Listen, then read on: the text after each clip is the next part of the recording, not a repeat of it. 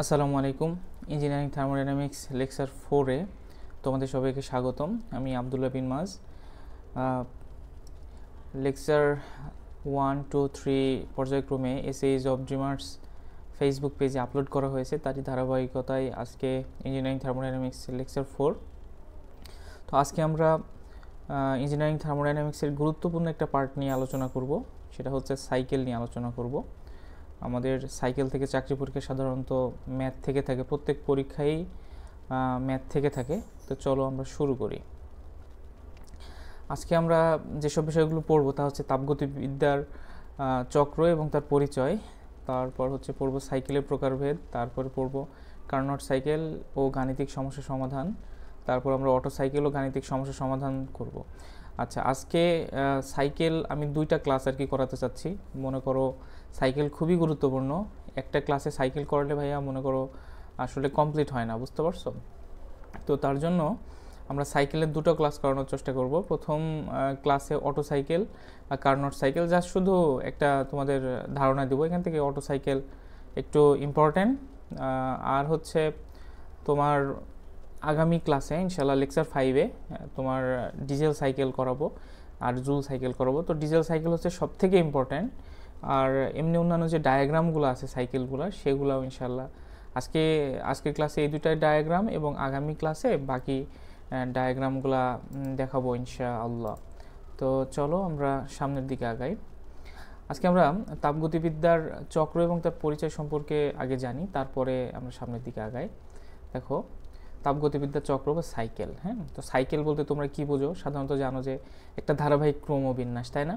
তো থার্মোডাইনামিক যে প্রসেসগুলো, এই প্রসেসগুলো যদি তোমার একটা ক্রমবিন্যাসে মনে করো এই যে এইভাবে সাজানো হয়, তাহলে কি হবে বলো তো? একটা দেখো, এখান থেকে শুরু করলাম, শুরু করে কি এই যে যাচ্ছি, যে যে আবার এখানে আসছি। হ্যাঁ, তো এইটা হলো একটা সাইকেল কমপ্লিট হলো ভাইয়া, বুঝতে পারছো? মনে করো আমাদের জন্ম থেকে মৃত্যু পর্যন্ত একটা সাইকেল। তো এই সাইকেলের ভিতরে কি আছে বলো তো? অনেকগুলা বলতে পারো স্টেজ আছে। এই একটা স্টেজ, একটা স্টেজ, একটা স্টেজ, একটা স্টেজ, একটা স্টেজ, এরকম অনেকগুলা স্টেজ আছে। ঠিক তেমনি থার্মোডাইনামিক সাইকেলের যে কয়টা সাইকেল আছে, প্রত্যেকটা সাইকেলই ধারাবাহিক কিছু স্টেজ নিয়ে গঠিত বা ধারাবাহিক কিছু প্রক্রিয়া নিয়ে গঠিত, বুঝতে পারছো? তো সেটা এখানে বলা হয়েছে তাপগতিবিদ্যার চক্র হলো তাপগতিবিদ্যার কিছু ধারাবাহিক কর্মকাণ্ড এবং প্রক্রিয়া। ধারাবাহিক কর্মকাণ্ড এবং কি বলছে? প্রক্রিয়া। হ্যাঁ, যা একটি নির্দিষ্ট ধারাবাহিকতা বজায় রাখে এবং ধারাবাহিক চক্র শেষে প্রাথমিক অবস্থায় ফিরে আসে। ভাইয়া এখানে একটা বিষয় দেখো, সাইকেল হতে হলে অবশ্যই কি প্রাথমিক অবস্থায় ফিরে আসতে হবে। আচ্ছা, এগুলো তোমাদের অবশ্য পড়া আছে, তারপরে আমি তোমাদের একটু শান দেওয়ার চেষ্টা করছি, এরপরে এটা একটু বোঝার জন্য তোমাদের সুবিধা হবে আশা করি। দেখো, প্রত্যেকটা থার্মোডাইনামিক সাইকেল কিন্তু প্রাথমিক অবস্থায় ফিরে আসে। যদি প্রাথমিক অবস্থায় ফিরে না আসে তাহলে কিন্তু সেটা কি হবে না, সেটা সাইকেল কমপ্লিট হবে না এবং সাইকেল হবে না, ঠিক আছে? তারপর হচ্ছে সহজ কথায় কিছু কার্যনির্বাহী, এটা তোমাদের বইয়ের থিওরি। হ্যাঁ, বইয়ে যে তোমাদের সংজ্ঞা আছে সেটা, কিছু কার্যনির্বাহী বস্তু ধারাবাহিকভাবে কয়েকটি প্রক্রিয়ার মধ্যে দিয়ে গমন করে পুনরায় পূর্বের অবস্থায় ফিরে আসে, তাকে তাপগতিবিদ্যার চক্র বলে। আচ্ছা, তাপগতিবিদ্যা দেখো, এখানে আমি একটা চক্র দিয়েছি, এটা হলো অটো সাইকেল, ঠিক আছে? এটা অটো সাইকেলের পিভি ডায়াগ্রাম ভাইয়া, বুঝতে পারছো? এটা অটো সাইকেলের পিভি ডায়াগ্রাম। দেখো, এই অটো সাইকেলের পিভি ডায়াগ্রাম আমি যদি তোমাদের দেখাই, দেখো এখান থেকে সাইকেলটা শুরু হয়েছে। হ্যাঁ, এই যে 1 নাম্বার থেকে, এখান থেকে কি হয়েছে বলো তো? এই যে এইদিকে যাচ্ছে, এইদিকে কি হচ্ছে? এইদিকে সাইকেলটা ধাবিত হচ্ছে। এটা তোমাদের আমি একটু পরে দেখাবো যে এখান থেকে যে এইদিকে যাচ্ছে এটা একটা প্রসেস। তারপর দেখো এখান থেকে এইটুকু একটা আসছে। দেখো, এই প্রসেসটার নাম তুমি জানো না এখন পর্যন্ত, তাই না? এই প্রসেসটা এখানে কার্ভ হয়েছে, তুমি এটা বুঝতে পারছো যে এটা অ্যাডিয়াবেটিক প্রসেস বা আইসোথার্মাল এই আইসেন্ট্রপিক প্রসেস অবশ্যই। তো কিন্তু এটা নাম তুমি এখনও দিতে পারছো না, তাই না? হ্যাঁ, কারণ কি বলো তো? পিভি ডায়াগ্রামে ভাইয়া যেটা কনস্ট্যান্ট থাকবে সেইটাকে আমি নামকরণ করতে পারবো, ঠিক আছে? মানে পিভি ডায়াগ্রাম থেকেই। আর যখন পিভি ডায়াগ্রামে কোনো কার্ভ রেখা পাবো তখন শুধু পিভি ডায়াগ্রাম দিয়ে আমি সেটার নামকরণ করতে পারবো না, ঠিক আছে? তাহলে এখানে দেখো দুইটা প্রসেস আছে, যে দুটো আমি পিভি ডায়াগ্রাম থেকে নামকরণ করতে পারি। একটা কি বলতো? এই যে এই দেখো, এটা কিন্তু দেখো কনস্ট্যান্ট ভলিউম প্রসেস। এই যে এই যে 4 থেকে যখন 1-এ যাবে ভাইয়া, 4 থেকে 1-এ গেলে সেটা কনস্ট্যান্ট ভলিউম হবে। আরটা দেখো, এই যে 2 থেকে 3-এ যখন আসবে, এটা একটা কনস্ট্যান্ট ভলিউম প্রসেস, ঠিক আছে? তো অটো সাইকেলকে কনস্ট্যান্ট ভলিউম সাইকেলও বলা হয়ে থাকে। চলো আমরা সামনে আগাই। হ্যাঁ, আচ্ছা, তাপগতি চক্রের অনুসিদ্ধান্ত সমূহ। তাপগতিবিদ্যার চক্রসমূহে কিছু অনুসিদ্ধান্ত আছে, বুঝতে পারছো? তো সেই অনুসিদ্ধান্তগুলো আমরা একটু দেখে নিই। এটা একটু থিওরিটিক্যাল টাইপের, তাও তোমাদের এগুলো সাধারণত চাকরি পরীক্ষায়ও আসে না, কোনো ভাইভাতেও ধরে না, কিন্তু এটা তোমাদের বেসিক জানার জন্য আর কি উপকার হবে। সাথে সাথে যারা মনে করো এখন শুরু করছো চাকরি প্রিপারেশন, ষষ্ঠ পর্বে আসো বা সপ্তম পর্বে, বা সদ্য ডিপ্লোমা ইঞ্জিনিয়ারিং পাস করছো, তাদের জন্য এগুলো খুবই গুরুত্বপূর্ণ। কারণ এটা পড়লে তুমি আলটিমেটলি সাইকেলটা মানে এর ইন্টারনাল ব্যাপারগুলো বুঝতে পারবা। হ্যাঁ, তো দেখো এখানে বলছে যে চক্রে ব্যবহৃত গ্যাস অবশ্যই আদর্শ গ্যাস হতে হবে। অর্থাৎ আমরা থার্মোডাইনামিক সাইকেলে যতগুলো সাইকেল আছে ভাইয়া, মনে করো auto cycle, diesel cycle, joule cycle, what ever, প্রত্যেকটা সাইকেলে যে কার্যনির্বাহী পদার্থটা ব্যবহার করবো, ওর ভিতরে যে তোমার সাবস্টেন্সটা থাকবে সেটা অবশ্যই কী হতে হবে, সেটা অবশ্যই আদর্শ গ্যাস হতে হবে। আদর্শ গ্যাস কোনটা? যে কি করে বলো তো ভাইয়া, যে হচ্ছে গ্যাসের সূত্রসমূহ মেনে চলে। ওই যে আমি লেকচার 3-তে আর লেকচার 2-তে তোমাদের দেখাইছি আদর্শ গ্যাসের সূত্রসমূহ কী কী বলো তো ভাইয়া, ওই যে গেলুসাকের সূত্র, তারপরে বয়েলের সূত্র, চার্লসের সূত্র, অ্যাভোগাড্রোর সূত্র, এই সবগুলো সূত্র কি করবে, মেনে চলবে। বলছে যে এটি গ্যাসের সূত্রসমূহ মেনে চলা সহ আপেক্ষিক তাপ ধ্রুবক মেনে চলবে।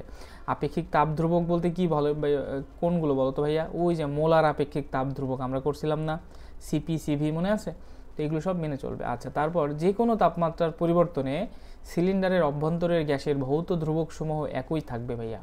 দেখো এটা যে কোনো তাপমাত্রার পরিবর্তন, অর্থাৎ সিলিন্ডারের ভিতরে তুমি যখন একটা কার্যনির্বাহী বস্তু দিবা, এটার টেম্পারেচার কী হবে বলো তো ভাইয়া, যখন হচ্ছে হিট ইন হবে তখন কি হবে, হিট ইন আবার হিট রিজেক্টেড যখন হবে, এই তাপমাত্রা কিন্তু বিস্তর একটা ফারাক হবে, বুঝতে পারছো। যখন ঠান্ডা জায়গায় তাপ কি করবে, বর্জন করবে, তখন তাপ অনেক কম থাকবে, কিন্তু যখন গরম জায়গায় থেকে তাপ নেবে তখন কিন্তু তাপমাত্রা বেশি থাকবে। তো দেখো তাপমাত্রা বেশি কম হচ্ছে, আবার যখন মনে করো তোমাকে যদি বলি যে ইঞ্জিনের দহন প্রকোষ্ঠে যখন জ্বালানি বার্ন হবে তখন কী হবে বলো তো, অনেক তাপ উৎপাদন হবে, তাই না। তো এই যে অনেক তাপ উৎপাদন হলো, এখান থেকে কিন্তু তাপ গ্রহণ করছে সিস্টেম আলটিমেটলি। তো তাপ গ্রহণ করলে কি গ্যাসের তাপমাত্রা বেড়ে গেল, তাই না। কিন্তু এই তাপমাত্রাটা কি করবে বলো তো, এই যে কোনো তাপমাত্রায় যে গ্যাসের ভৌত ধ্রুবক সমূহ আছে সেগুলো সব মেনে চলবে। ভৌত ধ্রুবকগুলো কোনগুলো, ওই যে সিপি সহ আর যেগুলো আছে সব কি মেনে চলবে। আচ্ছা, তারপর বলছে দেখো সকল সংকোচন ও প্রসারণ প্রক্রিয়ায় রুদ্ধতাপীয় প্রক্রিয়া, এটা একটু ভালো করে বুঝো। সকল সংকোচন ও প্রসারণ প্রক্রিয়ায় রুদ্ধতাপ প্রক্রিয়া ভাইয়া, সকল সংকোচন ও প্রসারণ অর্থাৎ যত রকমের সংকোচন এবং প্রসারণ প্রসেস আছে, সেটা auto cycle, diesel cycle, dual cycle, যে সাইকেল হোক, সেখানে কি হবে বলো তো, সেগুলো রুদ্ধতাপীয় হতে হবে। এবং এ সকল প্রক্রিয়া কোনো প্রকার অভ্যন্তরীণ ঘর্ষণ ব্যতীত সম্পন্ন হয়। আচ্ছা দেখো তো ভাইয়া কি বলছে, এ সকল প্রক্রিয়া কোনো প্রকার অভ্যন্তরীণ ঘর্ষণ ব্যতীত সম্পন্ন হয়। এটা কি আমাদের অনুসিদ্ধান্ত, কিন্তু এটা আমাদের অনুসিদ্ধান্ত, এটা যে হইতেই হবে এমন না, আমাদের অনুসিদ্ধান্ত এটা। রুদ্ধতাপীয় হবে সকল সংকোচন প্রসারণ, আর এটা কি হবে যে অভ্যন্তরীণ ঘর্ষণ ফ্রি হবে। তারপরে দেখো প্রক্রিয়া চলাকালীন গরম তাপীয় আধারের সংস্পর্শে উপযুক্ত সময়ে ইঞ্জিন সিলিন্ডার স্পর্শ করে তাপ সরবরাহ করা হয়।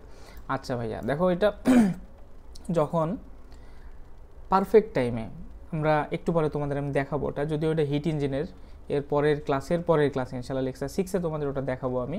তো যখন জ্বালানি বার্ন হওয়ার পর কি হয়, ওখানে পাওয়ার স্ট্রোকের ক্ষেত্রে মানে কম্প্রেশন স্ট্রোকের শেষে এবং পাওয়ার স্ট্রোকের শুরুতে ওখানে জ্বালানি মনে করো বুম প্রচুর পরিমাণ হিট উৎপাদন হয়। হ্যাঁ, তো সেই হিটটা কি করে, সেই হিটটা ওখান থেকে অ্যাবজর্ব করে।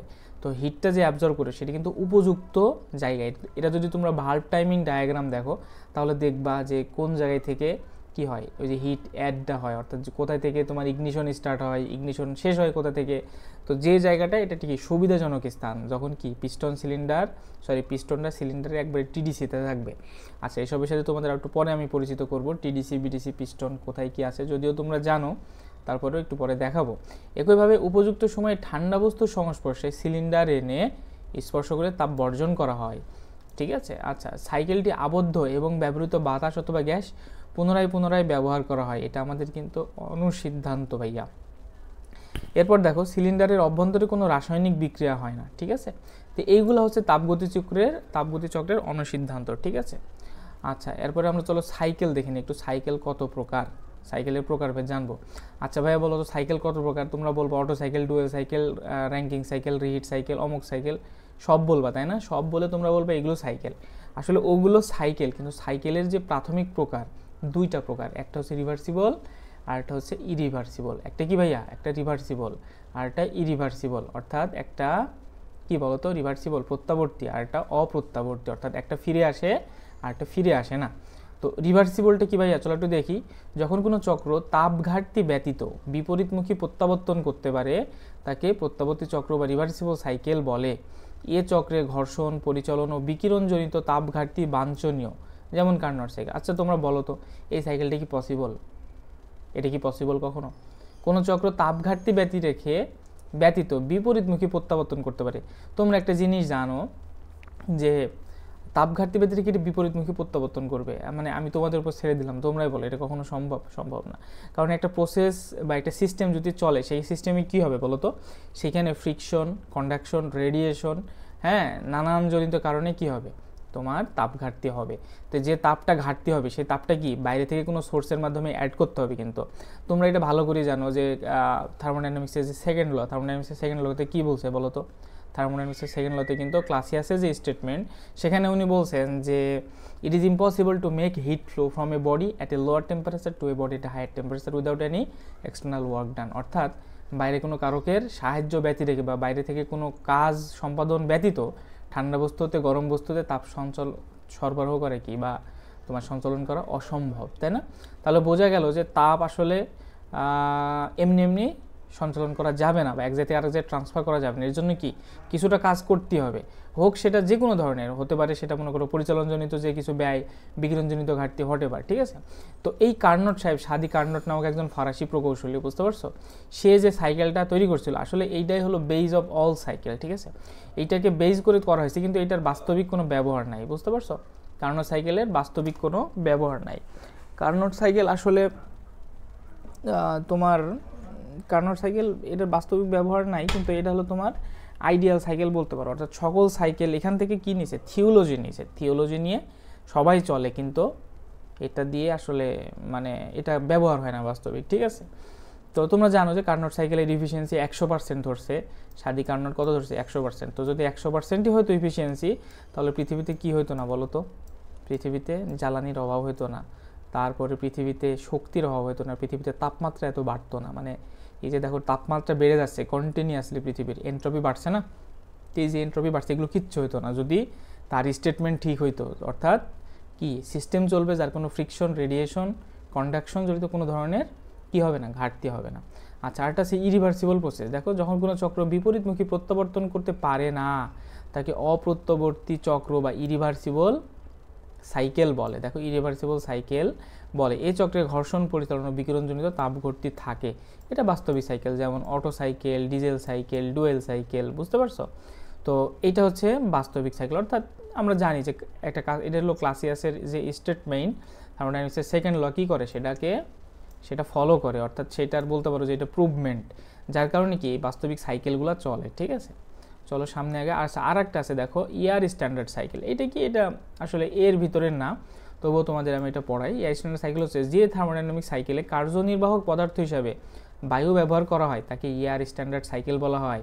এই চক্রে বায়ুর প্রমাণ দক্ষতা পাওয়া যায়, যেমন এটা কাটা, যেমন কার্নট, স্টার্লিং, ইরিকসন সাইকেল।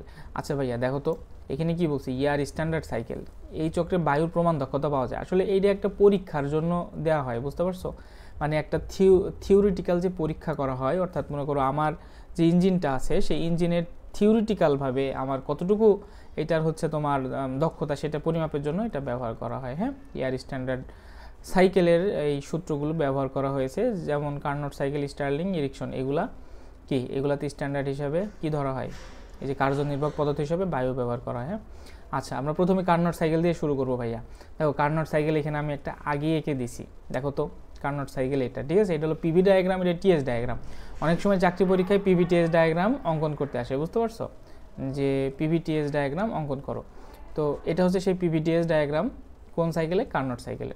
তো দেখো যখন আমরা পিভি টিএস ডায়াগ্রাম অঙ্কন করব তখন শুধু পিভি টিএস ডায়াগ্রাম অঙ্কন করলে হবে না, এখানে আবার বলে দিবে যে প্রত্যেকটা প্রসেসের নাম সহ লিখতে হবে। প্রথমে কি পিভি টিএস ডায়াগ্রাম রাখবো, এরপর প্রত্যেকটা প্রসেসের নাম লিখবো। তোমরা একটা জিনিস মাথায় রাখবা যে পিভি ডায়াগ্রামে যেটা কার্ভ হবে, পিভি ডায়াগ্রামে যেটা কি হবে ভাইয়া, যেটা কার্ভ হবে, অর্থাৎ 0 ডিগ্রি হবে না, অর্থাৎ স্ট্রেট লাইন হবে না, সেটা টিএস ডায়াগ্রামে অবশ্যই স্ট্রেট লাইন হবে। আবার টিএস ডায়াগ্রামে যেটা স্ট্রেট লাইন হবে, পিভি ডায়াগ্রামে সেটা কার্ভ হবে। দেখো তো ভাইয়া এখানে যে 1 2 2 3 3 4 4 1, তাই না? এই যে 1 2 2 3 এই সবগুলা কি, সবগুলা দেখো স্ট্রেট লাইন। এইখানে সবগুলো যেহেতু স্ট্রেট লাইন, এখানে সবগুলো কি হবে, সবগুলাই কার্ভ হবে, বুঝতে পারছো? তো আচ্ছা, সবগুলোই কার্ভ হবে। তো আমরা যদি যখন ড্র করতে শুরু করব, থামো একটু, আচ্ছা আচ্ছা দেখো, এই যে কার্নট সাইকেল, কার্নট সাইকেলে এখানে আমি তো তোমাদের একটু আগে যেটা বললাম যে পিভি ডায়াগ্রাম আর টিএস ডায়াগ্রামের ব্যাপারটা, যে পিভি ডায়াগ্রামে যেটা কার্ভ হবে অবশ্যই টিএস ডায়াগ্রামে স্ট্রেট হবে, আবার টিএস ডায়াগ্রামে যেটা স্ট্রেট হবে পিভি ডায়াগ্রামে কী হবে, সেটা কার্ভ হবে। দেখো এখানে যে 1 থেকে 2 এটা কার্ভ হয়েছে না ভাইয়া, কার্ভ হয়েছে।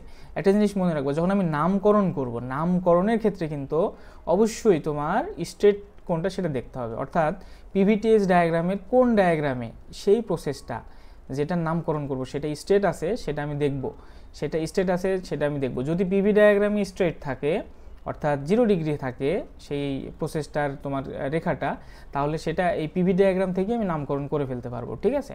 আর যদি পিভি ডায়াগ্রাম স্ট্রেট না থাকে তাহলে আমার কি টিএস ডায়াগ্রামের সাহায্য নিতে হবে, ঠিক আছে? কিন্তু টিএস ডায়াগ্রামে যদি স্ট্রেট থাকে সেটা কিন্তু শুধু টিএস ডায়াগ্রাম দিয়ে কি নামকরণ করা যাবে না, পিভির সাহায্য লাগবে।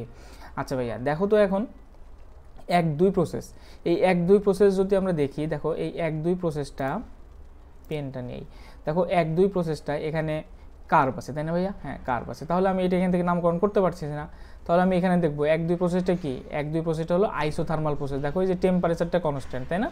তাহলে এখানে আইসোথার্মাল প্রসেস হয়েছে।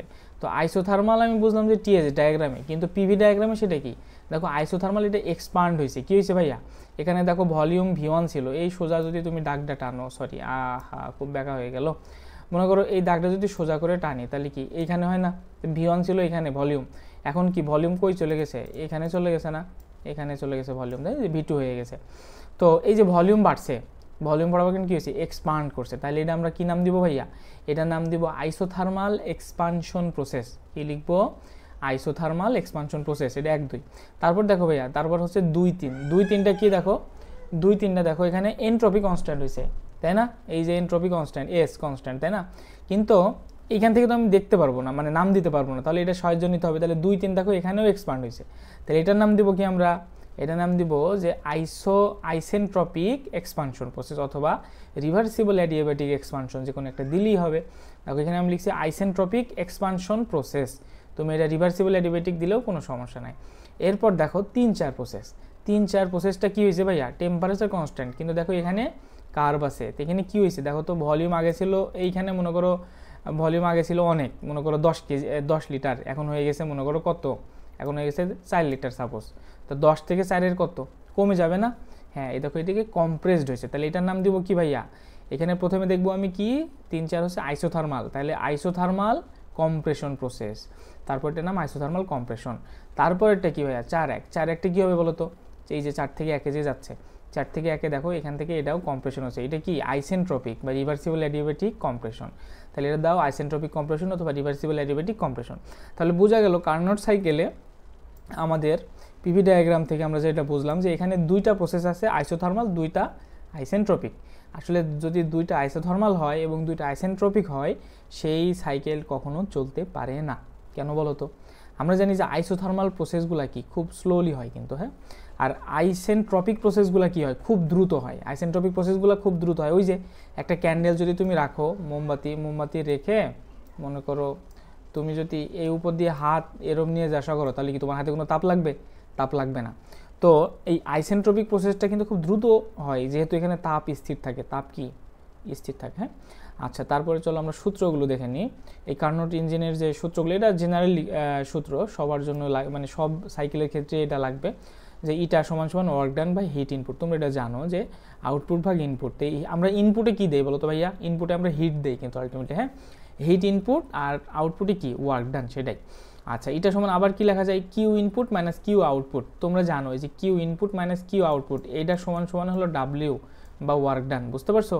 এই Q input minus Q output সমান কি ডাব্লিউ, আর হিট ইনপুট কোনটা, কিউ ইনপুট, ঠিক আছে। আচ্ছা এইটাকে আবার এভাবেও ডিফাইন করা যায়, এটা সমান T maximum minus T minimum by T maximum. অর্থাৎ সিস্টেমের সর্বোচ্চ তাপমাত্রা মাইনাস সিস্টেমের সর্বনিম্ন তাপমাত্রা বাই সিস্টেমের সর্বোচ্চ তাপমাত্রা, ঠিক আছে। এটা যে আবার এই যে টি ম্যাক্সকে T1ও ধরে অনেক সময়, যে সর্বোচ্চ তাপমাত্রা। দেখো এখানে যদি আমি তোমাদের এখানে এটার সাথে মিলবে না, এখানে T1 মাইনাস T3 হতো, কিন্তু আমি তোমাদের বোঝানোর জন্য আর কি এটা দিয়েছি। এটা আইডিয়াল সূত্র যে T1 মাইনাস T2 ভাগ T1।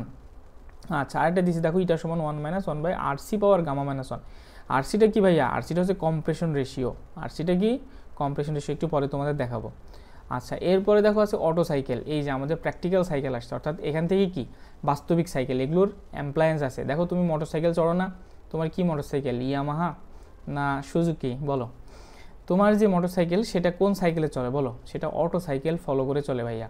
তোমার যে প্রাইভেট কার, তোমার যে এলিয়ন কার আছে, প্রিমিও আছে, মার্সিডিজ বেঞ্জ আছে, সেগুলো কিতে চলে?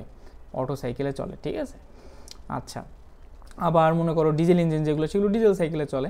তো আমরা এই অটো সাইকেলের পিভিটিএস ডায়াগ্রামটা একটু দেখে নিই। দেখো অটো সাইকেলের ক্ষেত্রে আমার পিভিটিএস ডায়াগ্রামটা এই যে একটু আলাদা ওই ইয়ের থেকে, কার্নোটের থেকে।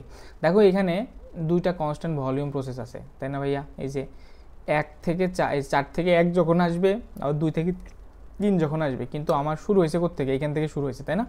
তো 1 থেকে যখন শুরু হলো ভাইয়া, আমি একটু আগে কি বলছি, যে যদি পিভি ডায়াগ্রামে কার্ভ হয় তাহলে একা একা নাম প্রকাশ করতে পারবে না, অবশ্যই টিএস এর সাহায্য লাগবে। তো 1 থেকে 2 আমি দেখলাম এটা কার্ভ, তাহলে আমার এখান থেকে হচ্ছে না। তাহলে এখান থেকে 1 থেকে 2 আমি দেখছি কি এটা, এই দেখো এস, এনট্রপি কনস্ট্যান্ট, তাই না? এনট্রপি কনস্ট্যান্ট, তাহলে আমরা এটা কি দিব? এটার নাম হবে আইসেন্ট্রপিক কম্প্রেশন প্রসেস। আইসেন্ট্রপিক, এই যে 1 থেকে 2 যখন যাবে ভাইয়া, তখন কি হবে বলো তো? ভলিউম কমবে, তাই তাহলে এটার নাম আইসেন্ট্রপিক কম্প্রেশন প্রসেস, ঠিক আছে। তারপর 2 থেকে যখন 3-এ যাবে, দেখো ভাইয়া এখানে আবার হিট অ্যাডিশন হবে, অর্থাৎ এখান থেকে কি তাপ প্রবেশ করবে, এখানে কি তাপ ইনপুট হবে। 2 থেকে যখন 3-এ যাবে, তখন এটার নাম হবে কি বলবো তো ভাইয়া? এটার নাম হবে কনস্ট্যান্ট ভলিউম প্রসেস। দেখো ভলিউম কনস্ট্যান্ট, তাই না? Volume constant. এই যে এই প্রসেসটা দেখো, এখানে একটা বিষয়, তোমরা যখন ইঞ্জিনের অ্যাপ্লায়েন্স দেখবা, হিট ইঞ্জিনের ম্যাথ করবো আমরা, তার আগে হিট ইঞ্জিন বুঝাবো।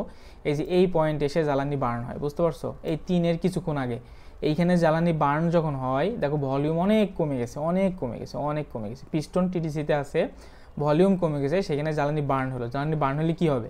চাপ বৃদ্ধি পাবে, তাপমাত্রা বৃদ্ধি পাবে, বুম বাস্ট করবে। তখন পিস্টনের উপরে একটা অসম চাপ অভিভূত হবে, যে চাপের ফলে কী হবে বলতো? পিস্টনটা দ্রুত নিচের দিকে চলে আসবে। যেই বেজের উপর, যেই থিওলজির উপর ভিত্তি করে আমাদের ভেহিক্যালগুলো চলে, তো এখান থেকে যখন নিচের দিকে চলে আসবে, তখন কী হবে বলতো? যে এক্সপান্ড হবে। দেখো পিস্টনটা 3 থেকে খুব দ্রুত 4-এ চলে আসবে, তো এইটা হলো এক্সপান্ড হচ্ছে। তাহলে আমরা 2 থেকে 3-এ ছিলাম, তাহলে 2 থেকে 3 কি প্রসেস? দেখো পিভি ডায়াগ্রামে 2 থেকে 3 কনস্ট্যান্ট, এই যে তোমার হচ্ছে স্ট্রেট লাইন, তাহলে আমি এখান থেকে এটা নামকরণ করে ফেলতে পারবো না ভাইয়া? এটার নাম হচ্ছে 2-3টা কী হবে বলো তো? Constant volume process. তাহলে 2-3টার নাম দাও কনস্ট্যান্ট ভলিউম প্রসেস। আবার দেখো এখানে যে কিউ ইন, এখানে কিন্তু হিট অ্যাডিশন হচ্ছে, হিট ঢুকতেছে। আচ্ছা, তারপর 3 থেকে 4 দেখো এখানে 1 ডিগ্রি আছে, দেখলে এখানে 1 ডিগ্রি থাকলে কি হবে ভাইয়া? এটা দেখে আমরা আইডেন্টিফাই, নামকরণ করতে পারবো না। তাহলে আমার সাহায্য নিতে হবে টিএস ডায়াগ্রামের। দুঃখিত। আচ্ছা, 3 থেকে 4-এ তাহলে কি হচ্ছে? এটা দেখো আইসেন্ট্রপিক, এই যে 3 থেকে 4 এনট্রপি কনস্ট্যান্ট, তাহলে এটার নাম আইসেন্ট্রপিক এক্সপানশন ভাইয়া। হ্যাঁ, আইসেন্ট্রপিক এক্সপানশন। এরপর 4 থেকে 1 কনস্ট্যান্ট ভলিউম প্রসেস, এই যে দিয়ে দিয়েছি 4 থেকে 1 কনস্ট্যান্ট ভলিউম প্রসেস। তারপরে ওই যে একই সূত্র প্রায়, এখানে সবচেয়ে বেশি ইউজ হবে আমাদের এই যে এই সূত্রটা দিয়েই ম্যাথ হয়ে যাবে। আর এই টেম্পারেচার দিয়েও আছে, সবগুলো দিয়ে আছে, তার ভিতরে এটা দিয়ে আমাদের ম্যাক্সিমাম ম্যাথ হয়ে যাবে। হ্যাঁ, চলো সামনে আগাই। দেখো এরপরে আছে আইসি ইঞ্জিন পরিমাপের মৌলিক শর্তসমূহ। আচ্ছা, আইসি ইঞ্জিন পরিমাপের মৌলিক শর্তসমূহ বলতে, আমরা যখন একটা ইঞ্জিন নিয়ে কাজ করবো ভাইয়া, তখন এর মনে করো অনেক কিছু আমরা পরিমাপ করবো, এর আইএসপি, বিএসপি, এর মনে করো ভলিউম, হাবি যাবে সব কিছু। তো পরিমাপের কিছু মৌলিক শর্ত আছে, সেই শর্তগুলো আমরা একটু জানবো। তার আগে এখানে আমি একটা ডেমো, একটা ছবি তোমাদের সামনে নিয়ে আসছি, এই ছবিটার সাথে একটু পরিচয় করাই দিই, যদিও তোমরা সবাই এগুলো জানো। দেখো এটা একটা ইঞ্জিনের সিলিন্ডার, বুঝতে পারছো? একটা সিলিন্ডারে দেখো এখানে একটা এই যে এটা একটা ভালভ। হ্যাঁ, এই ভালভটা হচ্ছে ইনলেট ভালভ। আর এই দেখো ভালভের এখানে একটা রাস্তা আছে, এটার নাম ইনলেট ম্যানিফোল্ড, প্রবেশের যে রাস্তা এটা। আচ্ছা, দেখো এখানে আরেকটা ভালভ আছে, এখানে এটার নাম কি? Exhaust manifold. এটা এক্সজস্ট ম্যানিফোল্ড, ঠিক আছে? এটা হলো এক্সজস্ট ভালভ। এইখানে কি থাকে? এটা সিলিন্ডার হেড বলছে। এই জায়গাটায় যদি ডিজেল ইঞ্জিন হয়, তাহলে এখানে একটা ইনজেক্টর থাকবে। কি থাকবে ভাইয়া? একটা ইনজেক্টর থাকবে। আর যদি পেট্রোল ইঞ্জিন হয়, তাহলে এখানে একটা স্পার্ক প্লাগ থাকবে। কি থাকবে? স্পার্ক প্লাগ, ঠিক আছে? আর ডিজেল ইঞ্জিন হলে ইনজেক্টর। আচ্ছা, যাই হোক, তো এই জায়গাটায় থাকবে ভাইয়া। তো তো দেখো এই যে পিস্টনের যে এই তোমার সিলিন্ডারের যে ডায়ামিটারটা, এটাকে বোর বলা হয়। কি বলা হয় ভাইয়া? বোর বলা হয়। এই যে এখান থেকে এইটুক, তাই না? এটা একটা সার্কুলার এরিয়া, বুঝতে পারছো? তো এইটাকে বোর বলা হয়। এই ডায়ামিটারটাকে কি বলা হয় ভাইয়া? এটাকে বোর বলা হয়। হ্যাঁ, আচ্ছা দেখো এই যে এখান থেকে এই জায়গাটার নাম ক্লিয়ারেন্স ভলিউম। এই যে এইখান থেকে এই জায়গাটার নাম দিয়েছে ক্লিয়ারেন্স ভলিউম। এইটা কি বলো তো ভাইয়া? এটা হচ্ছে সেই জায়গা যে পিস্টন এর উপরে আর যেতে পারে না, অর্থাৎ সিলিন্ডার হেডে যে জায়গার ভিতরে জ্বালানি দহন সম্পন্ন হয়। এই দেখো এই পিস্টন যদি এদিকে চলে যেত তাহলে কি হতো বলো তো? এই ভালভের সাথে কন্ট্যাক্ট হতো, তাই না? ভালভের সাথে কন্ট্যাক্ট হতো, এখানে অনেক বড় একটা দুর্ঘটনা ঘটতো। আর কি ভলিউম সংকুচিত হয় গ্যাসের বা তোমার যে চার্জ ঢুকবে, কিন্তু একেবারে তো সংকুচিত করতে পারবে না তুমি। ভলিউম জিরো করতে পারবা? জিরো করতে পারবা না, যেহেতু মনে করো একটা মনে করো এতখানি ভলিউম ছিল, এটা কম্প্রেস করতে করতে করতে এখানে নিয়ে গেছো, যার ফলে চাপ এত পরিমাণ বাড়ছে, এরপরে আর ওঠা সম্ভব না। তো এই একটা জায়গা রেখে দেওয়া হয়েছে যে চেম্বারটুকের ভিতরে জ্বালানির দহন প্রক্রিয়া সম্পাদিত হবে, সেইটুকুর নাম ক্লিয়ারেন্স ভলিউম। ঠিক আছে? এই পিস্টন এর উপরে আর উঠতে পারবে না। আর পিস্টন যে পর্যন্ত সর্বোচ্চ উঠতে পারবে সেটার নাম টিডিসি, টপ ডেড সেন্টার। অর্থাৎ পিস্টনের যে মুভমেন্ট, সেই মুভমেন্টের সর্বোচ্চ পজিশনের নাম হলো টিডিসি বা টপ ডেড সেন্টার। হ্যাঁ, এটা পিস্টন। দেখো এখানে দাগ দেওয়া আছে, এগুলো দাগ না, এগুলো হচ্ছে রিং, বুঝতে পারছো? পিস্টনে এই যে প্রথমে যে এখানে 3টা রিং থাকে, 3টা বা বেজোড় সংখ্যক থাকবে আর কি, 3টা যদি থাকে, 3টার নাম হচ্ছে কি বলতো? এই 3টার নাম হচ্ছে কম্প্রেশন রিং। এই 3টা কম্প্রেশন রিং ভাইয়া। আর এইখানে আরেকটা রিং থাকবে, বুঝতে পারছো? এটার নাম অয়েল স্ক্র্যাপার রিং। এই কম্প্রেশন রিংগুলো কি করবে? কম্প্রেশন ধরে রাখবে, অর্থাৎ এই জ্বালানি এই যে সিলিন্ডার ওয়ালের এই ছিদ্র দিয়ে বেরোতে দিবে না। যদি এদিক দিয়ে বেরোয় যায়, দেখবা তোমরা অনেক সময় যেসব ইঞ্জিনের ওভারহোলিং করা প্রয়োজন, সেসব ইঞ্জিন সম্পন্ন যে গাড়িগুলো আছে, দেখবো অনেক বক বক বক বক করে কালো ধোঁয়া বেরোয়। তো যে কালো ধোঁয়াগুলো বেরোয়, সেগুলো কী জন্য বের হয়? এগুলোর নানা কারণ থাকে। প্রথমত লোড নিতে না পারার কারণে, তারপরে এই যে তোমার সিলিন্ডার ওয়াল ক্ষয়প্রাপ্ত হয়ে এমনি লিকেজের কারণে, বা রিং ক্ষয়প্রাপ্ত লিকেজের কারণে, জ্বালানি তোমার বার্ন না হওয়ার কারণে। ঠিক আছে? এরপরে আরও কিছু সমস্যা দেখা দেয়, যাই হোক ও পর্যন্ত না যায়। তো এটা হলো পিস্টনের। তাহলে নিচেরটা হলো অয়েল স্ক্র্যাপারিং। অয়েল স্ক্র্যাপারিং কি? এই যে নিচে কিন্তু ভাইয়া লুব অয়েল থাকে, বুঝতে পারছো? নিচে অয়েল সাম্প থাকে। কি অয়েল সাম্প? তোমরা যেটাকে মোবিল বলেছিল, মোবিল একটা ব্র্যান্ডের নাম, মোবিল কিন্তু কোনো ফ্লুইডের নাম না, বুঝতে পারছো? এটা কি একটা ব্র্যান্ডের নাম। তোমরা ইঞ্জিনিয়ার, তোমরা এটাকে বলবা ইঞ্জিন অয়েল অথবা লুব্রিকেটিং অয়েল, যে কোনো একটা ইঞ্জিন অয়েল বলবা। তো এই ইঞ্জিন অয়েলটা কি হয়? ইঞ্জিন অয়েলটা এই যে এই মনে করো সবসময় এই সিলিন্ডার ওয়ালের বডিকে কি করে? সিলিন্ডার ওয়ালের বডিকে তৈলাক্ত রাখে। তো এই তৈল যদি উপরে চলে যায় তাহলে কি হবে বলো তো? এটা তো ভারী, তাই না? ইঞ্জিন অয়েল তো ভারী, তো বার্ন হবে না, সেটাকে ঠেকাইতে হবে। সেটাকে কোনটা দিয়ে ঠেকাবে? যে অয়েল স্ক্র্যাপারিং দিয়ে ঠেকাবে। সেটাকে কি স্ক্র্যাপ করবে, অর্থাৎ সেকে নিয়ে নিচে চলে আসবে। আচ্ছা ভাইয়া, তারপর দেখো এই যে একটা জায়গা ক্লিয়ারেন্স ভলিউমের, এই যে যেখান থেকে ক্লিয়ারেন্স ভলিউম শুরু, এইখান থেকে বিডিসি পর্যন্ত, বিডিসি মানে বটম ডেড সেন্টার, অর্থাৎ পিস্টন সর্বনিম্ন যে পর্যন্ত যাইতে পারে। হ্যাঁ, এর নিচে আর পিস্টন যাইতে পারে না। তাহলে এইটুক, তো এই যেখান থেকে সর্বোচ্চ স্থান এবং সর্বনিম্ন স্থান পিস্টনের, এর যে জায়গাটা, অর্থাৎ যে জায়গার ভিতরে পিস্টন ওঠানামা করে কার্য সম্পাদন করে, সেটাকে বলা হয় স্ট্রোক। সেটাকে কি বলা হয় ভাইয়া? সেটাকে স্ট্রোক বলা হয়। ঠিক আছে? আচ্ছা, চলো আমরা একটু সামনে আগাই। তো দেখো প্রথমে সিলিন্ডার বোর দেওয়া আছে, আমি একটু আগে তোমাদের বললাম যে সিলিন্ডারের অভ্যন্তরের ব্যাসকে বোর বলে। তারপরে স্ট্রোক লেন্থ, টিডিসি হতে বিডিসি পর্যন্ত দূরত্বকে স্ট্রোক বলে। এটাকে সাধারণত এল দিয়ে প্রকাশ করা হয়। এল এর এটা মিটার হতে পারে, সেন্টিমিটার হতে মিলিমিটার হতে পারে, যেটা হতে পারে। হ্যাঁ, তারপরে ক্লিয়ারেন্স ভলিউম, টিডিসি এর উপরে ভালভের নিচে কিছু জায়গা থাকে জ্বালানি প্রজ্বলনের জন্য, ওই জায়গার আয়তনকে ক্লিয়ারেন্স ভলিউম বলে। আচ্ছা, তারপরে সুইফট ভলিউম, ভেরি ইম্পর্টেন্ট ভাইয়া। সুইফট ভলিউমটা কি? সিলিন্ডারের যে এলাকা বা আয়তনের মধ্যে টিডিসি হতে বিডিসি পর্যন্ত পিস্টন ওঠানামা করে কাজ সম্পাদন করে, তাকে পিস্টন ডিসপ্লেসমেন্ট বা সুইফট ভলিউম বলে। এটা কিন্তু ভলিউম, হ্যাঁ, এটা মিটার কিউব অথবা সেন্টিমিটার কিউব।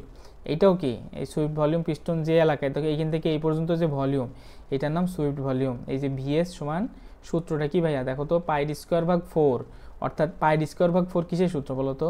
একটা কি কোনো শ্যাফটের বা গোলাকার জায়গার কি এরিয়া সূত্র, তাই না? গোলাকার জায়গার এরিয়া, অর্থাৎ গোলাকার জায়গার এরিয়া সূত্র, গোলকের তোমার এরিয়াটা পাইলাম, তার সাথে কি লেন্থ দিয়ে গুণ দেবো, এই যে এখান থেকে এই পর্যন্ত, তাই না? তাহলে আমি আয়তন পেয়ে যাবো, এই যে ভিএস এত মিটার কিউব। আচ্ছা, ইঞ্জিন ক্যাপাসিটি দেখো, আমরা বলি না যে এই তোমার গাড়িটা কত সিসি, তুমি কত সিসির মোটর বাইক কিনছো, তুমি কত সিসির প্রাইভেট কিনছো, তো সিসিটার জন্য ভাইয়া এই যে এইটা লাগে, VS into number of cylinder, VS into number of cylinder, অর্থাৎ তোমার সুইফট ভলিউম এর সাথে আমরা কি কয়টা সিলিন্ডার সেটা গুণ দেবো, তাহলে আমরা কি পেয়ে যাব? ইঞ্জিন ক্যাপাসিটি পেয়ে যাব। ঠিক আছে। তারপরে হলো কম্প্রেশন রেশিও। কম্প্রেশন রেশিওটা কি? সিলিন্ডারের টোটাল ভলিউম এবং ক্লিয়ারেন্স ভলিউমের অনুপাতকে কম্প্রেশন রেশিও বলে। দেখো সিলিন্ডারের যে টোটাল ভলিউম আর কি ভাইয়া, আর হলো ক্লিয়ারেন্স ভলিউম, এই যে সিআর সমান ভিএস প্লাস ভিসি ভাগ ভিসি। টোটাল ভলিউম বলতে দেখো এই যে এইটুক সহ তো ভলিউমের ভিতর পড়ে, তাই না? তাহলে এখান থেকে এই পর্যন্ত টোটাল ভলিউম, এটা কি? এখান থেকে এইটুক হলো ভিএস আর এখান থেকে এইটুক ভিসি, তাহলে ভিএস প্লাস ভিসি ভাগ ভিসি সমান সমান কি দেওয়া যায় যে 1 প্লাস ভিএস ভাগ ভিসি, এটা তোমরা বুঝে নিতে পারবা। ভিএস ভিএস ভিসি ভিসি কাটা গেলে এভাবে থাকে। যাই হোক, চলো সামনের দিকে আগে আমরা। আচ্ছা, আমরা গাণিতিক সমস্যাগুলিতে আসছি। তোমাদের আরও অনেক থিওরি বোঝানোর আছে, আগামী ক্লাসে ইনশাল্লাহ বোঝাবো। ওটা হচ্ছে ডিজেল সাইকেল এবং জুল সাইকেলের যখন আমি ক্লাসগুলো নেব তখন ইনশাল্লাহ করাবো। তার আগে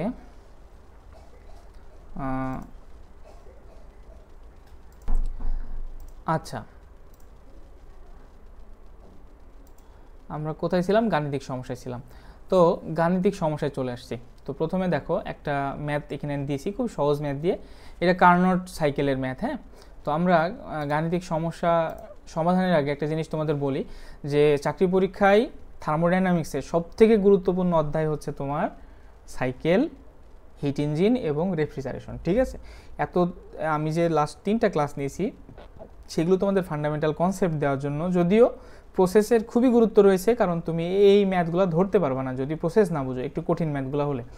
আচ্ছা দেখো, এখানে আমি একটা অঙ্ক দিয়েছি। তো অঙ্ক করার শুরুতে আমি কি বলছিলাম ভাইয়া? অঙ্কটা ভালোভাবে পড়তে হবে, বুঝতে পারছো? অঙ্কটা ভালোভাবে আগে পড়ে বুঝতে হবে কি চাচ্ছে। তো আমরা একটু পড়ি ম্যাথটা। হ্যাঁ, বলছে একটি কার্নোট ইঞ্জিন 650 ডিগ্রি কেলভিন এবং 310 ডিগ্রি কেলভিন তাপমাত্রার ভিতরে কাজ করে 150 কিলোজুল কাজ সম্পাদন করে, তবে তাপীয় দক্ষতা ও তাপ সরবরাহের পরিমাণ কত? গামার মান দেওয়া আছে 1.4। ঠিক আছে, তাহলে বোঝা গেল এখানে কি দ্বিপরমাণু গ্যাস আছে, তাই না ভাইয়া?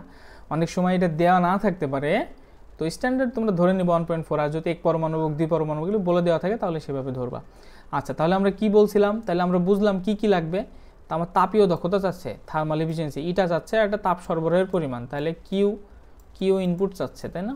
এই দুটো আমার বের করতে হবে।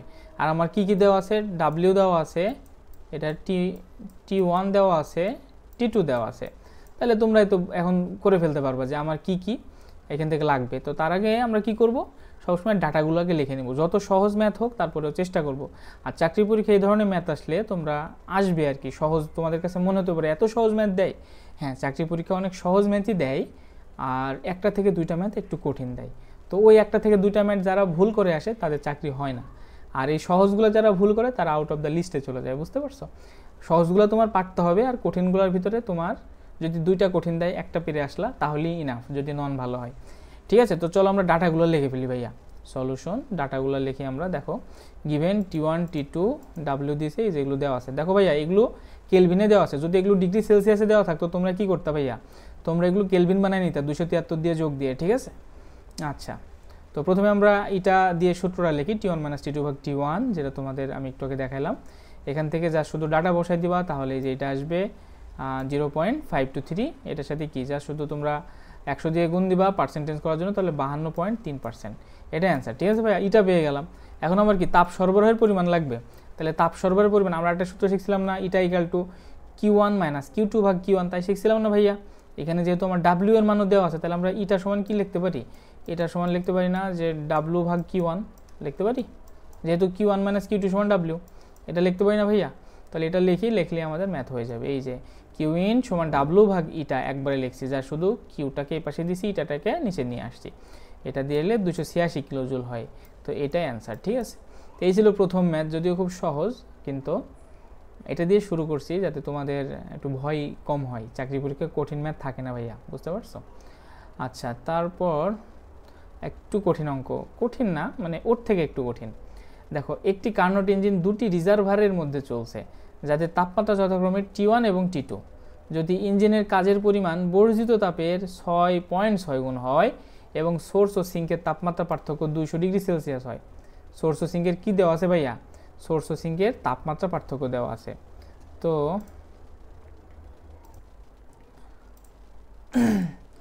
তো দেখো সোর্স ও সিঙ্কের তাপমাত্রা পার্থক্য দেওয়া আছে 200 ডিগ্রি সেলসিয়াস, তবে তাপীয় দক্ষতা ও সোর্স দুটির তাপমাত্রা বের করো।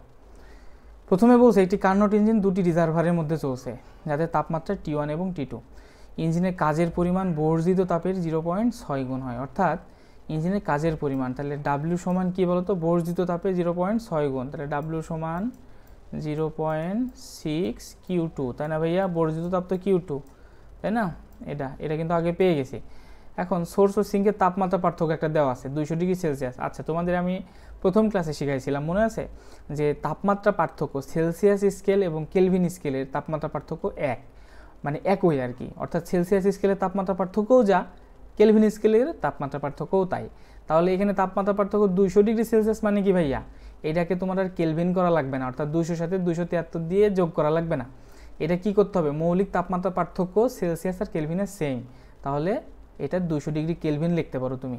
তাইলে আমরা বুঝলাম যে T1 মাইনাস T2 সমান কত বলো তো ভাইয়া? 200 ডিগ্রি কেলভিন, তাই না? 200 ডিগ্রি কেলভিন। আচ্ছা দেখো তো, এইখানে আমি ডাব্লিউ জানি, তাই না? 0.6 Q2, এই যে ডাব্লিউ সমান 0.6 Q2। তাহলে আমরা এইখান থেকে দেখো ইটা বের করতে পারবো কিনা,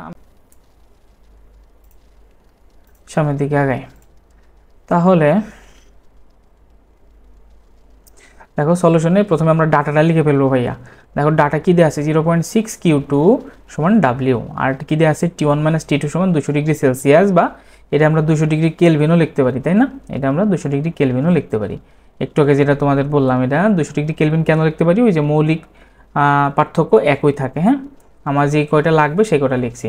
তো প্রথম আমি যেটা লিখবো, আমি দেখো Q1 মাইনাস Q2 সমান ডাব্লিউ, তাই না ভাইয়া? এটা আমরা জানি। তো Q1 মাইনাস Q2 সমান ডাব্লিউ, এখানে দেখো আমি Q2 মান না জানি, তাই না? Q2 মান কি জানি বলো তো? Q2 সমান 0.6 ডাব্লিউ, তাই জানি না? এই যে Q1 সমান তাহলে কি লিখতে পারি, Q2 যদি এই পাশে আসে, Q2 এই পাশে আসলে যে Q2 আসলে এই পাশে, আর ডাব্লিউ সমান 0.6 Q2, কেন? ওই যে ইঞ্জিনের কাজের পরিমাণ, অর্থাৎ ডাব্লিউ বর্ধিত তাপে 0.6 গুণ, তাহলে Q2 ইন্টু 0.6, তাই না? আচ্ছা, এই যে তাহলে Q1 সমান 1.6 Q2, এই পর্যন্ত চলে আসছি আমরা।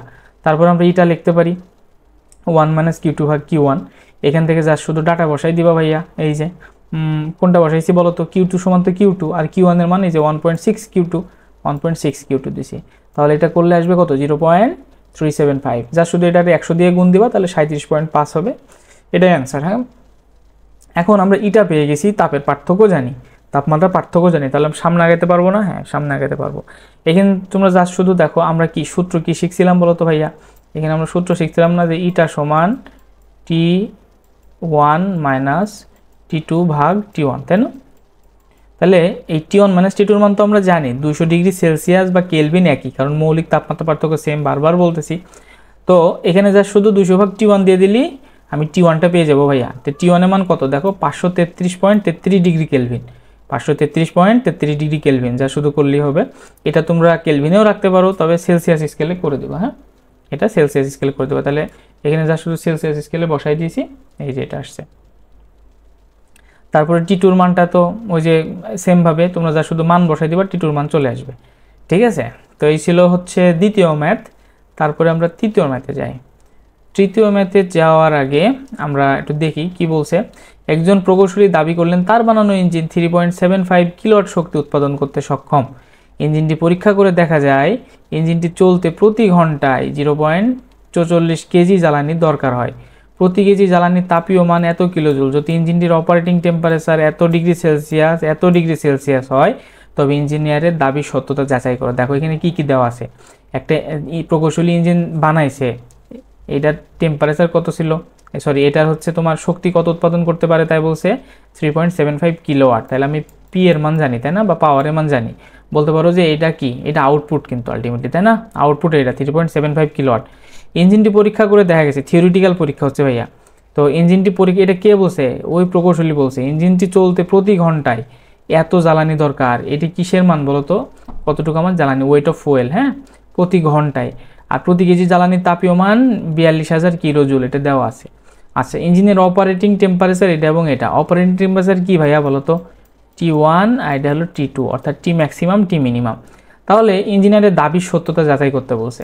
তো যখন কোনো ইঞ্জিনিয়ারের দাবির সত্যতা যাচাই করতে বলবে বা এই টাইপের ম্যাথ থাকবে, তখন তোমরা কি করবা ভাইয়া?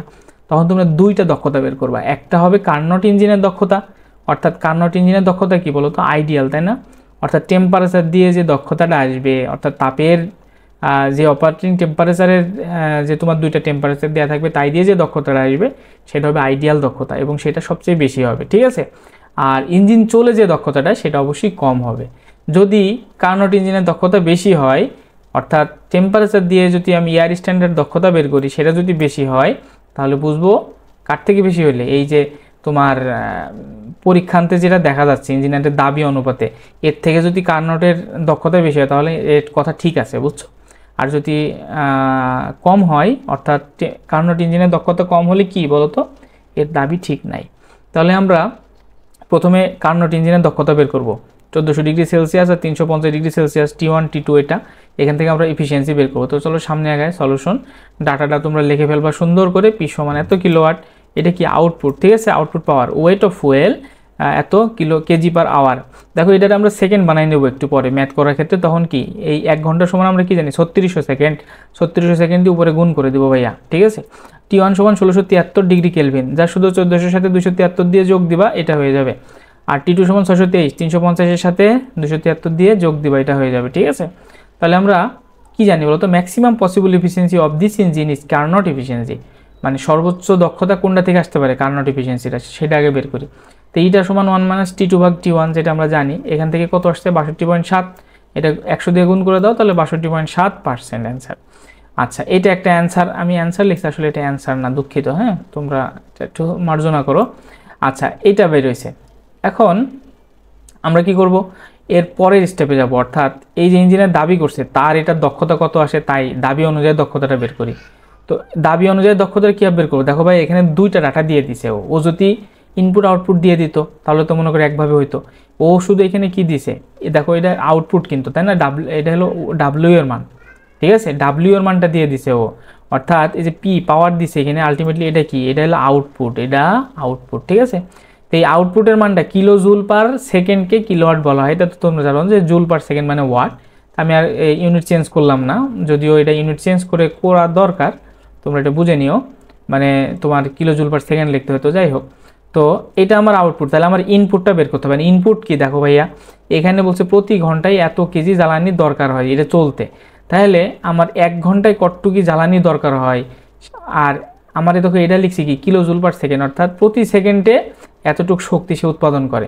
তাহলে এখানে প্রতি সেকেন্ডে কতটুক শক্তি সে পুড়ায়, অর্থাৎ কতটুক জ্বালানি পুড়ায়, কত শক্তির, সেটা আমার বের করতে হবে, তাই না ভাইয়া, অর্থাৎ কতটুকু পুড়ায়, কতটুকু আমি গেইন করলাম সেটা কি দেখো এখানে লিখছি ফুয়েল কনজামশন, অর্থাৎ জ্বালানির ব্যবহার ইন্টু ক্যালোরিফিক ভ্যালু, আমার যে তাপীয় মান। তো জ্বালানির ব্যবহার কত, এটা দেখো প্রতি সেকেন্ডে 0.44, এটা কি বলো তো কেজি, তাহলে প্রতি সেকেন্ডে 0.44 কেজি ইন্টু 4200 কি, এটা কিলো জুল, এটা কি দেখো প্রতি কেজি জ্বালানির তাপীয় মান। তো এখানে ভাইয়া ইউনিট কি থাকে বলো তো, উপরে দেখো এটা কেজি আর নিচে সেকেন্ড, তাহলে এখানে থাকে কিন্তু কেজি পার সেক, ঠিক আছে, সেকেন্ড ইন্টু এখানে কি 4200, এটা কি কিলো জুল পার কেজি, তাই না ভাইয়া, কিলো জুল পার কেজি।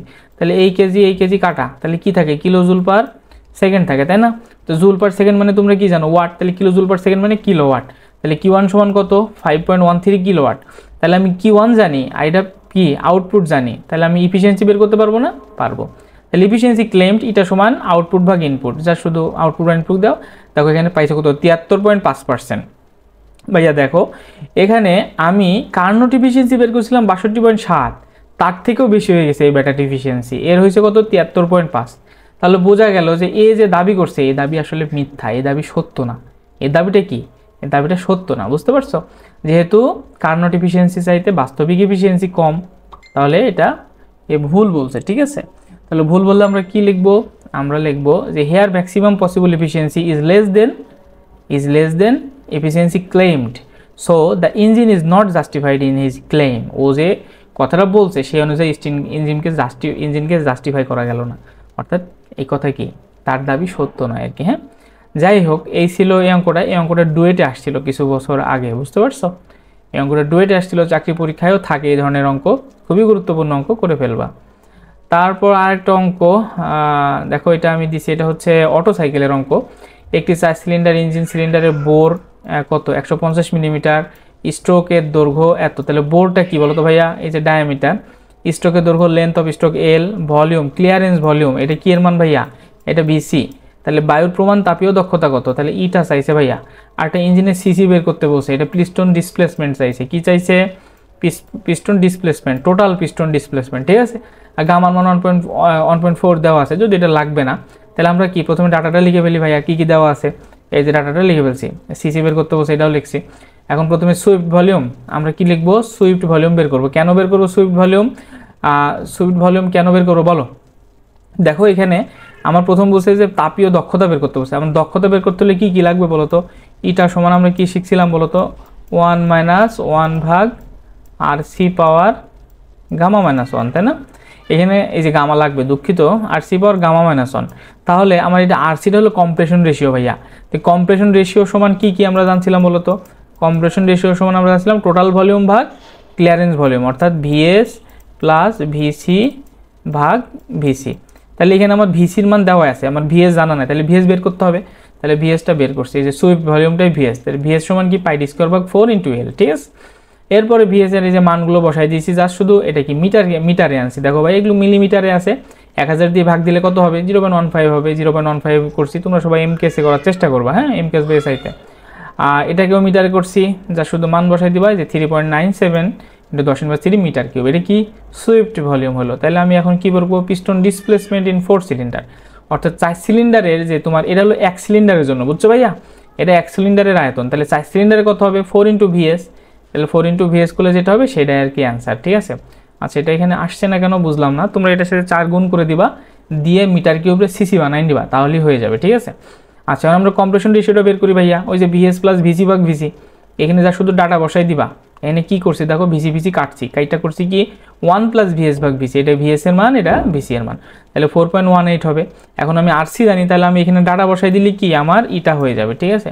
তো এই দেখো ইফিসিয়েন্সি, আচ্ছা এই যে আসছে, এটা গুণ করে যে 15,880 সিসি হয়, ঠিক আছে।